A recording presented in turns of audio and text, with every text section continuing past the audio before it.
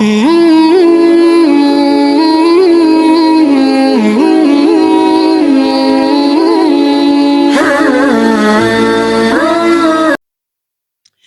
muslimin, baru saja kita memasuki tanggal 27 Rajab ini.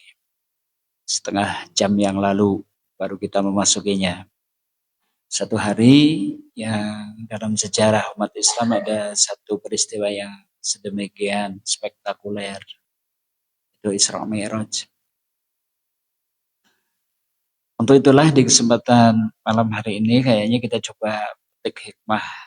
Seperti apa sih Isra Mi'raj, keterkaitannya dengan Palestina. Ya.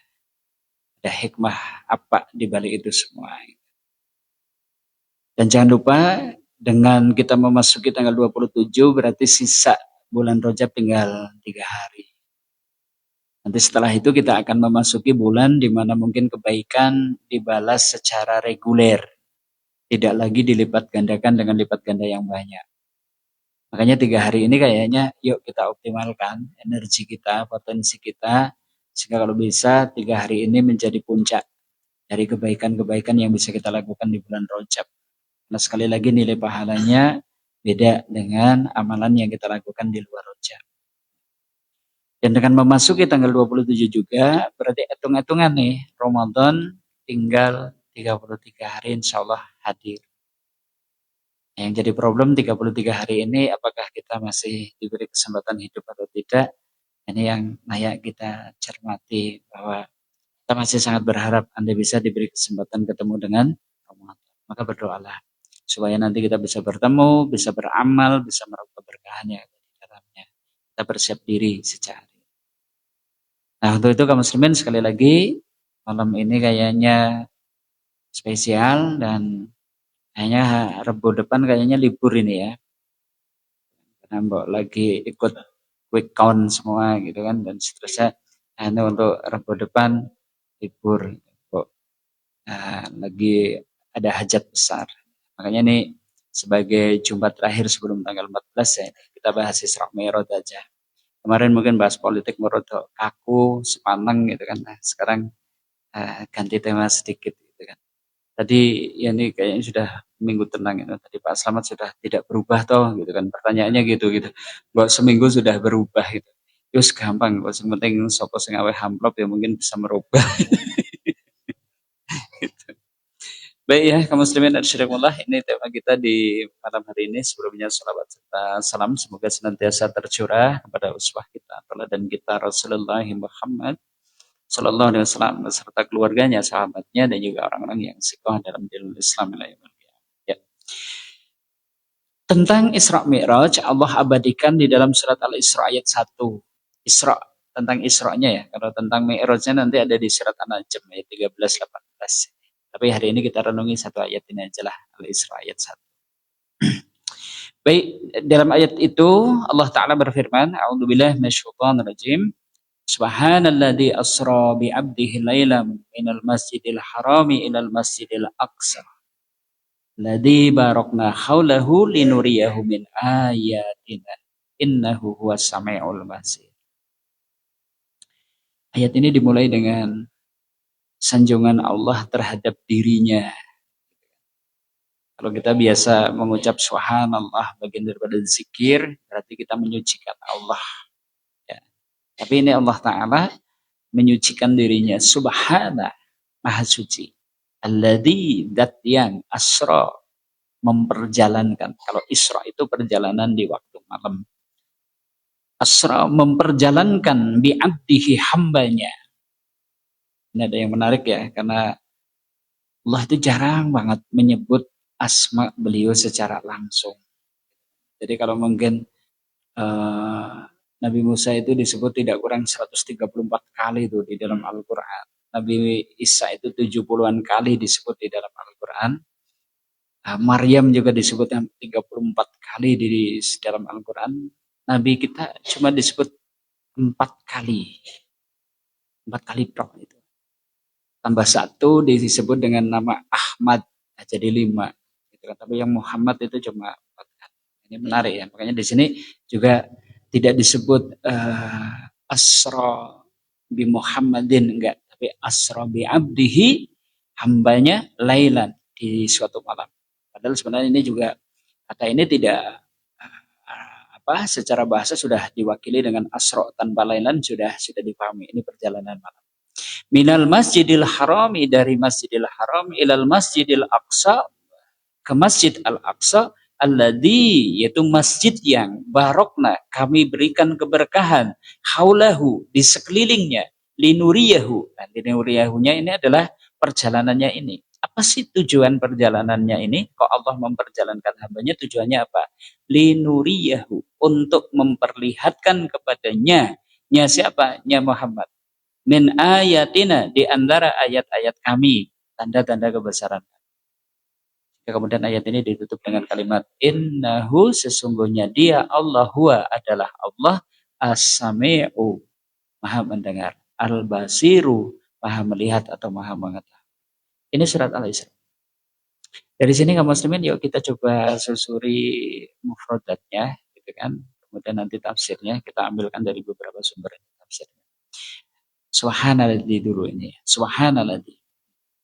Allah mensucikan dirinya. Artinya Allah ingin mengabarkan kepada hambanya bahwa Allah itu suci dari segala kelemahan, suci dari segala kekurangan. Ini makna subhana. Sehingga karena Allah itu suci dari segala kelemahan dan kekurangan, dia bisa berbuat apa saja yang dikendakinya. Makanya kalau dalam sifat yang lain kan disebutkan, Allah itu ala kulli syai'in qadir, terhadap segala sesuatu, dia Allah itu maha kuasa. Sehingga kemudian kekuasaan, kemampuan yang dimilikinya tidak bisa ditandingi oleh makhluk. Bahkan dia Allah itu bisa mendatangkan perkara yang bagi hambanya mustahil, bagi hambanya dianggap mungkin tidak mungkin, maka bagi Allah itu adalah hal yang mudah. Bahkan innallaha idza arada syai'a, ketika Allah itu menghendaki sesuatu, ya sudah, cukup dengan kun fayakun. Itu aja. Termasuk nanti yang akan diceritakan di kejadian berikutnya, ini adalah sesuatu yang mungkin bagi manusia ini adalah sesuatu yang spektakuler. Ya, kita lanjutkan ya. Kemudian kalimat yang selanjutnya, subhanalladzi asra. Asra dari kata isra. Isra itu perjalanan malam. Kejadiannya kapan? Diperkirakan tanggal 27 Rajab. Kalau ulama nyaris, kita katakan nyaris ya, nyaris sepakat. Yang beda pendapat itu adalah tahunnya. Kalau tahunnya nanti para ulama beda pendapat nih. Kejadian Isra itu kejadiannya tahun berapa? Ada yang mengatakan 13 tahun ke-13 kenabian. Ada yang berpendapat satu setengah tahun sebelum hijrah. Ada yang berpendapat tahun ke-10 kenabian. Kita coba ambil yang tahun ke-10 kenabian. Berarti kalau beliau itu lahir tahun 571, diangkat jadi nabi dan rasul usia 40, maka kemudian ini kejadiannya diperkirakan tahun 621 Masehi. Silahkan direnungi kondisinya seperti apa. Tempat kita 621 Masehi seperti apa, peradabannya seperti apa, kultur budayanya seperti apa, demografinya seperti apa. Supaya nanti kita bisa merasakan saat di mana beliau diperjalankan oleh Allah. Asra di sini adalah suatu perjalanan sekitar 1238 km. Cukup jauh ini.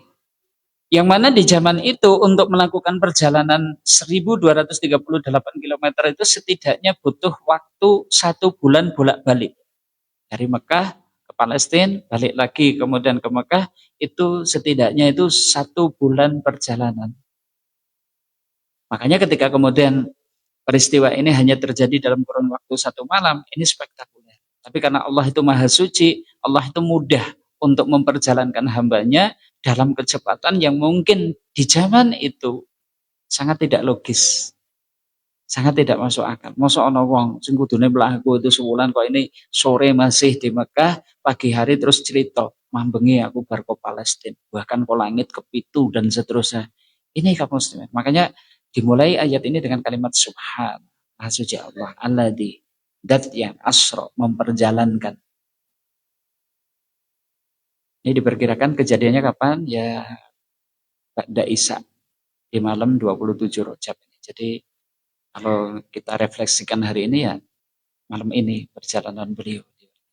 Gitu ya. Kalau kita tengok perjalanannya ini kota Mekah ya, ada di sini.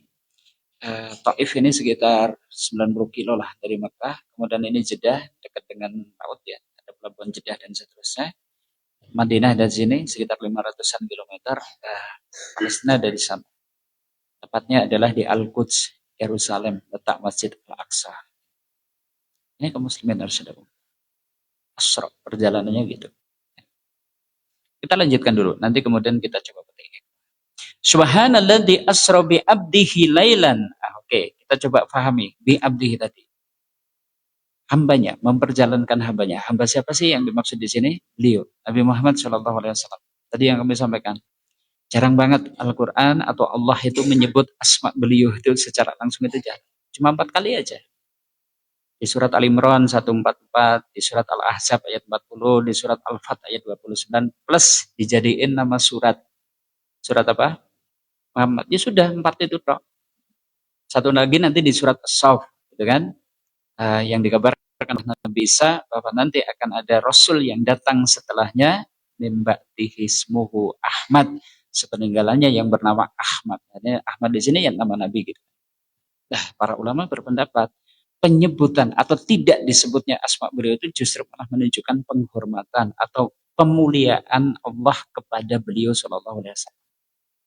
Jadi bukan karena kemudian jauh tidak lebih utama daripada Nabi Musa yang disebut 134 kali, bukannya tidak lebih utama dibandingkan dengan Nabi Isa yang disebut mungkin 70-an kali dan bukan. Justru malah menunjukkan inilah pemuliaan Allah terhadap beliau. Termasuk kalimat bi'abdihi ini menunjukkan bahwasanya perjalanan ini adalah perjalanan badan dan ruh. Makanya disebut bi'abdihi. Bukan perjalanan spiritual sebagaimana yang dituduhkan oleh orang-orang Mu'tazilah, satu sekte di dalam tubuh umat Islam yang lebih mendahulukan akal daripada nakal. Sehingga setiap dalil baik Al-Quran maupun As-Sunnah yang tidak sejalan dengan akal, mereka mencoba mentakwilnya. Termasuk di sini Asra bi abdihi itu mereka berpendapat perjalanan Nabi dari Mekah ke Palestina itu adalah perjalanan spiritual, rohnya saja. Berarti gimana? Jasadnya masih di Mekah, cuma rohnya saja yang melakukan perjalanan. Berarti basa Jawane apa? Nek perjalanan roh tak niku jenenge apa? Jenenge apa? Ngimpi. Kan ngimpi kan gitu kan? Karena kan kalau logika tidur kan sama dengan logika mati itu. Innallaha yatawaffal anfusa hina mautiha walati lam tamut fi manamiha. Allah itu menguasai roh ketika orang itu sudah mati dan juga menguasai roh itu ketika orang itu tidur. Ini ketika diperjalankan rohnya saja berarti mimpi yang disebut mimpi. Nah kalau ini mimpi, orang kafir Quraisy kira-kira bisa membenarkan seseorang mimpi, ini mimpi itu enggak? Orang-orang Quraisy kan mengingkari bahwa perjalanan Nabi ini sangat tidak masuk akal sehingga kemudian mereka itu menganggap bahwa Nabi itu gila, Nabi itu majnun dan seterusnya. Kenapa? Justru karena Nabi menceritakan bahwa perjalanannya itu adalah roh dan jasad. Kalau beliau itu kok cerita pagi hari itu kemudian mau bengi aku nembe wae perjalanan spiritual gitu kan nang Masjid Al-Aqsa basa Jawane ki mimpi ke Masjid Al-Aqsa. Kira-kira wong Quraisy mengingkarinya enggak? Mengingkarinya enggak? Nek ngimpi ora gitu kan. Ya wajar toh nek ngimpi, tapi ketika diceritakan tadi malam saya itu baru saja ke Masjid Al-Aqsa di sini begini dan seterusnya. Diguyu, Pak. Karena pada waktu itu wong butuh perjalanan sebulan kok ini ada orang yang sore hari masih di Mekah, esok kok wis cerita bar kok Palestina dan seterusnya diguyu. Makanya justru ini menjadi dalil perjalanan Isra ini adalah perjalanan roh dan jasa. Jika hanya perjalanan roh tentu tidak diingkari oleh orang Quraisy pada waktu itu. Inilah diantara makna bi'abdihi, asra bi'abdihi. Karena ini perjalanan roh dan jasa. Kita lanjutkan ya. Subhanalladzi asra bi 'abdihi lailam minal masjidil haram. Nah, sekarang minal masjidil haram. Masjidil haram tempatnya di mana? Mekah. Apakah pada waktu itu sudah jadi masjid? Saat Nabi itu diperjalankan ke Palestina, Masjidil Haram sudah jadi masjid? Sudah? Sudah? Coba dibayangkan. Jangan dikira bahwa itu sudah ada masjid tempat orang sholat dan sudah. Belum, Pak. Tapi sudah disebut sebagai Masjid Al-Haram. Makanya tepatnya sebenarnya beliau itu berada di mana? Di rumahnya Ummu Hani dekat dengan Ka'bah itu. Ba'da Isya di malam 27. Waktu itu Mekah masih dikuasai oleh orang kafir Quraisy. Tahun 10 kenabian, Nabi itu lagi susah-susahnya. Gitu kan? Sehingga kemudian Masjidil Haram, tepatnya itu Ka'bah, masih dikelilingi 360 berhala yang disembah oleh bangsa Arab pada waktu itu. Beliau masih dalam keadaan tertindas, tertolimi di kota Mekah dengan jumlah pengikut yang masih sangat sedikit. Kira-kira gambaran Masjidil Haram pada waktu itu seperti ini. Nah ya, dikelilingi berhala-berhalanya orang-orang Arab. 360, termasuk di dalam Ka'bah. Ini makam Ibrahim masih sederhana, Pak. Kalau sekarang sudah dibingkai dengan bingkai dari emas, kaca, dan seterusnya. Ini Hijri Ismail masih sederhana, Pak. Kalau sekarang sudah marmer, sehingga kemudian orang masuk di dalamnya berdesak-desakan. Dulu ada tangganya, sekarang tangganya dilepas. Sehingga kemudian kalau dibutuhkan saja ya. Kemudian inilah Multazam, di sini Hajar Aswad, dan seterusnya. Belum ada Masjidil Haram yang kemudian kita kenal itu hari ini mungkin di sebelah Menara Zamzam dengan tower atau dengan kubahnya atau apa menaranya di setiap pojoknya yang sedemikian tinggi. Tapi Allah sudah menyebut dengan kata Masjidil Haram. Nah, memang inilah masjid yang pertama dibangun oleh manusia, yang pertama kali dibangun oleh Nabi Adam. Nanti kemudian dibentuk seperti ini ya oleh Nabi Ibrahim. Ini Masjidil Haram. Yang kemudian disebutkan di kelanjutan ayatnya, Subhanalladzi asra bi 'abdihi laila minal masjidil harami ilal masjidil aqsa, Masjid Al-Aqsa. Kata Al-Aqsa itu artinya adalah terjauh. Kenapa? Pada waktu itu masjid ya cuma ada dua, Pak. Di zaman itu cuma ada dua yang namanya masjid itu, Masjidil Haram dan masjid yang paling jauhnya mana? Masjid Al-Aqsa yang ada di Palestina. Dua-duanya para ulama berpendapat yang membangun siapa? Pertama kali Nabi Adam. Adapun bentuk ukurannya saat dibangun Nabi Adam itu kaya apa? Tidak ada yang tahu. Yang kemudian nanti di zaman Nabi Ibrahim lah kemudian dibentuklah bangunan seperti Ka'bah itu. Itu ketika Ismail beranjak dewasa. Ya, sehingga kemudian dibangunlah berdua mereka. Nabi Ibrahim dan Nabi Ismail jadilah Ka'bah. Yang kemudian 40 tahun kemudian Nabi Ibrahim juga membangun Masjid Al-Aqsa. Dengan siapa? Putranya Ishak yang tinggal di Palestina. Ukurannya seperti apa dan seterusnya tidak diketahui. Yang jelas nanti ketika zamannya Nabi Yakub itu hidup, masjid itu sudah hancur. Ya, Masjid Al-Aqsa yang kemudian dibuatkan tugu lagi, sekedar tugu penanda saja oleh Nabi Yakub alaihissalam. Baru nanti keturunan-keturunannya ya, kemudian dilanjutkan rancangannya itu oleh Nabi Daud, kemudian dibaguskan, dibesarkan oleh Nabi Sulaiman. Sempat kemudian dihancurkan lagi oleh siapa? Sudah kita bahas tuh ketika bahas sejarah Bani Israel. Dihancurkan Nabukadnezar dari Babilonia. Dibakar, habis, hancur. Sampai kemudian muncullah zaman Herodes. Dikuasai oleh kekaisaran atau imperium Romawi gitu dan seterusnya. Sampai kemudian karena sering terjadi peperangan antara Persia dan Romawi, Masjid Al-Aqsa pun kemudian menjadi puing-puing. Makanya dari sini saat Nabi Isra pun Masjid Al-Aqsa itu ya tinggal puing-puing, Pak. Tinggal puing-puing. Bahkan masih dijadikan sebagai tempat pembuangan sampah Masjid Al-Aqsa. Jadi belum ada. Karena waktu itu Palestina masih berada di bawah kekuasaan Heraklius. Di zamannya Nabi Isra, Heraklius yang menjadi penguasa. Kalau di zaman kelahiran Nabi Isa, Herodes yang pernah kita bahas.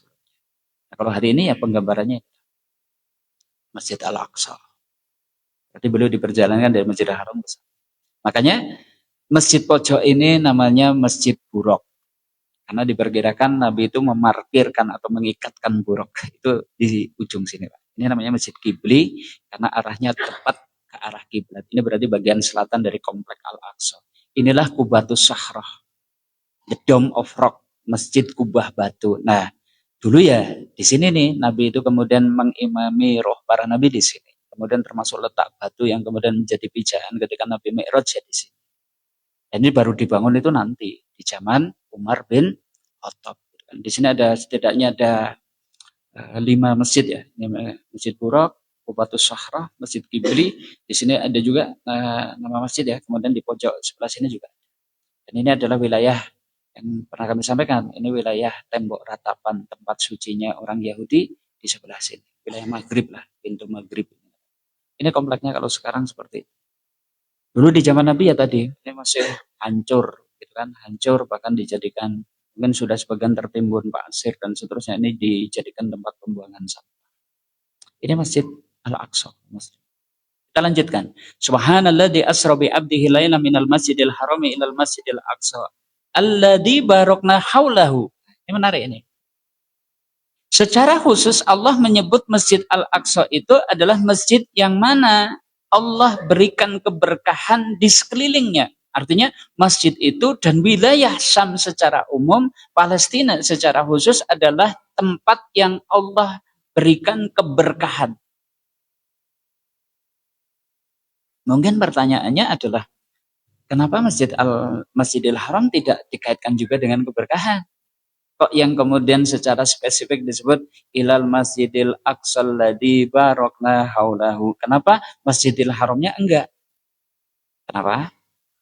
Para ulama berpendapat, kalau Masjidil Haram, umat Islam pada waktu itu sudah sangat paham bahwa inilah masjid yang sangat berkah. Adapun Masjid Al-Aqsa masih butuh dijelaskan, gitu kan? Bahwa Masjid Al-Aqsa ini juga masjid yang diberkahi oleh Allah, bahkan di sekelilingnya. Oke, coba kita pahami. Apa sih makna yang diberkahi ini? Alladzi barakna haulahu. Ya, masjid yang Allah atau kami berikan keberkahan di sekelilingnya. Satu ini disebut berkah. Karena tanah Syam secara umum, Palestina secara khusus, Al-Quds atau wilayah Yerusalem tempat Masjid Al-Aqsa itu berada, itu adalah daerah yang subur. Dengan sumber pangan yang melimpah. Makanya hari ini termasuk di antara yang sangat didambakan oleh Israel ya wilayah ini, wilayah Yerusalem. Padahal sudah dikasih 67% lebih itu kan, tapi ternyata ketika di perjanjian Sykes-Picot itu kemudian tidak memasukkan wilayah Yerusalem itu menjadi bagian daripada Israel, mereka nggak terima. Gaza sebenarnya mereka nggak butuh-butuh amat karena Gaza itu tidak sesubur lah mungkin daerah West Bank, daerah Yerusalem. Ini kesuburan. Jadi makna berkah itu. Dua, banyaknya buah-buahan yang tumbuh di sana. Nah, ya sempat kan kemarin viral bahwa semongko itu sangat melimpah di Palestina. Dengan ukuran yang jauh lebih besar dari semongko-semongkonya kita. Nah yang paling khas ini, tin dan zaitun. Ya adanya di sana. Makanya sebelum terjadi peristiwa Isra Mi'raj itu Allah sudah menurunkan surat At-Tin duluan. Seakan-akan itu sudah umat Islam itu sudah kemudian mengarahkan pandangan ke sana. Wattini wa zaitun, demi buah tin, demi buah zaitun. Di Arab nggak ada. Loh, sekarang kok banyak buah tin, manisan buah tin. Itu kan juga impor. Tapi kalau pohonnya gitu kan dan seterusnya pada waktu itu nggak ada di Arab. Adanya di mana? Ya adanya di Palestina. Sehingga seakan-akan ketika turun surat At-Tin ini sudah sinyal umat Islam perhatian tuh. Ya, perhatikan tempat di mana buah tin dan buah zaitun itu tumbuh. Di mana? Ya Palestina. Ini makna keberkahan. Keberkahan yang kedua. Keberkahan yang ketiga. Kenapa kok tanah Palestina disebut sebagai tanah yang berkah, diberkahi oleh Allah? Disitulah tempat tinggalnya para nabi terdahulu. Mungkin pernah saya ceritakan. Nabi Ibrahim kelahiran Babilonia. Setelah peristiwa hukum bakar oleh Raja Namrud, sudah hijrah. Hijrahnya kemana? Palestina. Nabi Lut, adik sepupu daripada Nabi Ibrahim, ditugaskan oleh Allah untuk dakwah di mana? Lembah Sodom. Lembah Sodom itu di mana? Sebelah selatan Laut Mati, perbatasan antara Yordania dan Palestina. Ketika lembah Sodom itu dijungkir balikkan karena memiliki orientasi seks yang menyimpang penduduknya, maka Nabi Lut kemudian disuruh pindah. Pindahnya kemana? Palestina. Sampai akhirnya Nabi Ibrahim pun kemudian berumah tangga, berkeluarga di Hebron, Palestina itu tadi, sampai kemudian melahirkan putra pertamanya Ismail, diletakkan, dihijrahkan di Mekah. Putra keduanya Ishak, ya tinggal di Hebron itu. Sampai kemudian Ishak melahirkan atau kemudian punya keturunan yang namanya Nabi Yakub. Di mana? Palestina.